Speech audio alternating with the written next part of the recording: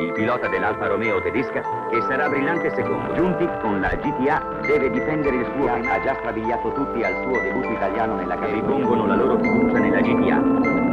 Il triestino al via, le GTA dell'Aus Delta balzano al comando.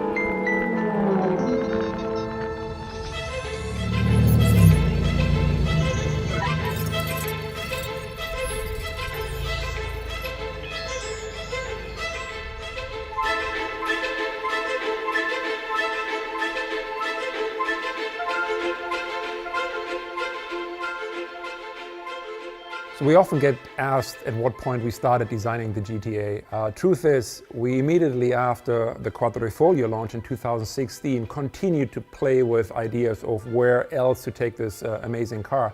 So it was actually over the course of many, many years that we started sketching on a more extreme version of the Giulia. And for the 110th anniversary, it seemed to be the right time to actually show this creation. When we thought about the anniversary, we wanted to bring something very unique on the market. We wanted to celebrate this, and the best celebration that you can do is to bring a new car for the Alfisti, for the customers, for all the ones who are fallen in love with Alfa Romeo.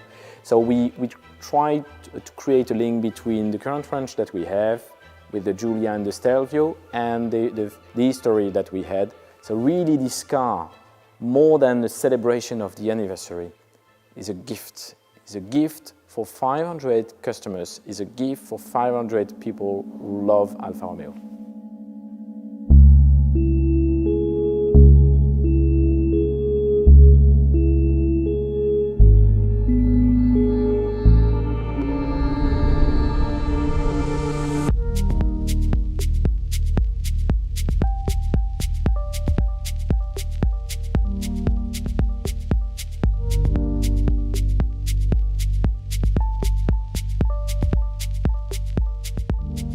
So carbon fiber is a material that we excessively used on the GTA and M for lightweighting. So the whole front part of the car is carbon fiber.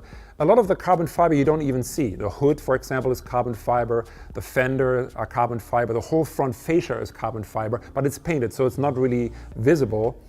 But then there's a lot of exposed parts of carbon fiber, the aero pieces. We also have the wheel arch extension in the back, the rear wing. Those are exposed carbon fiber pieces. We actually like very much working with carbon fiber. It's a material that can almost do anything. But the two differences you need to understand when working with carbon fiber, and you really have to pay attention to in the design phases, what will become aesthetic and therefore will be shown, and what is non-aesthetic. And you can see when you look at a real performance car, even all the way up to Alfa Romeo racing a Formula One car, a group that we worked hand in hand with and helped us tremendously with the development of these parts, we discovered very much the impact, the aesthetic impact, and the difference between aesthetic carbon fiber and non-aesthetic carbon fiber. So we had to make deliberate choices and made sure that the parts that were exposed really were aesthetic. And what that means is basically you really have to pay attention to the orientation of the carbon fiber weave, for example, whereas when you paint it later, you can't just do it any way you want. So there's really differences in how you have to approach it, but carbon fiber is a wonderful material to work with. So when we designed the Giulia GTA, when we had it in the studio, you can imagine that our walls were filled with reference images of the original GTA. And one thing you can't escape looking at these images were some of these iconic liveries. And what I really liked about them is they had a completely different solution than you saw on maybe other brands at that time, with this kind of dipped nose. And the dipped nose basically was done back in the day to identify the driver. So the car either had a complete nose in white or in light blue or in ochre and this kind of burnt yellow.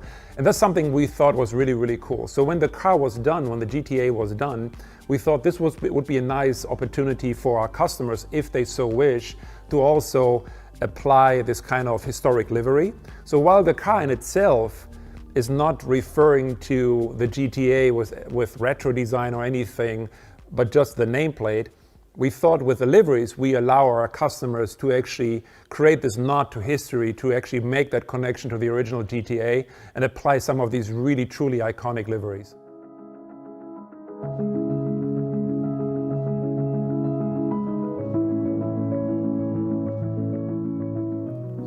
I'm Fabio Migliavacca. I'm the head of product marketing for Alfa Romeo in the EMEA market. We decided to achieve 540 horsepower because it was enough to our target. It was a power to weight ratio, and so reducing the weight, we had the possibility to reach the performance that we wanted without adding too much power. Also because the idea was to keep the rear-wheel drive. On the GTA M we have a specific aerodynamic package. We have a front splitter that is like on the Quadrifoglio and like on the GTA, an electric actuated splitter, so it could go down over certain speed, but you can also adjust it in what we call the X direction, so in the front of the car manually, to increase the area and the downforce on the front of the car.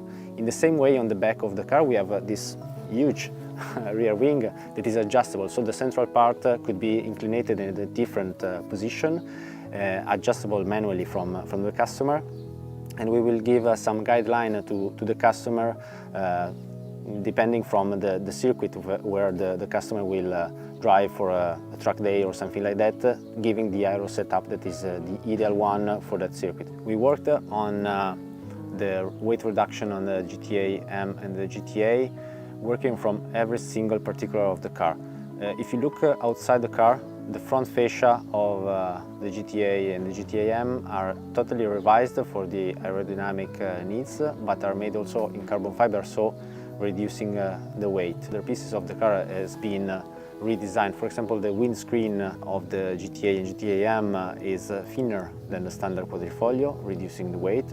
And on the GTA M is really visible the fact that you are removing the rear seats, the rear bench, adding the roll bar, the roll cage with the 6-point harness, and the monocoque seats from Sabelt that are reducing the weight compared to the Spark 1. Working with Sauber is a great opportunity for us to have them on board on such a project. So we are involved in the Formula 1 with Sauber, as you know, but having their knowledge and their experience on the GTA project is an added value. So we worked with them also in in-wheel wind tunnel to adjust the aerodynamics on both GTA and GTA M to achieve a better downforce on both cars.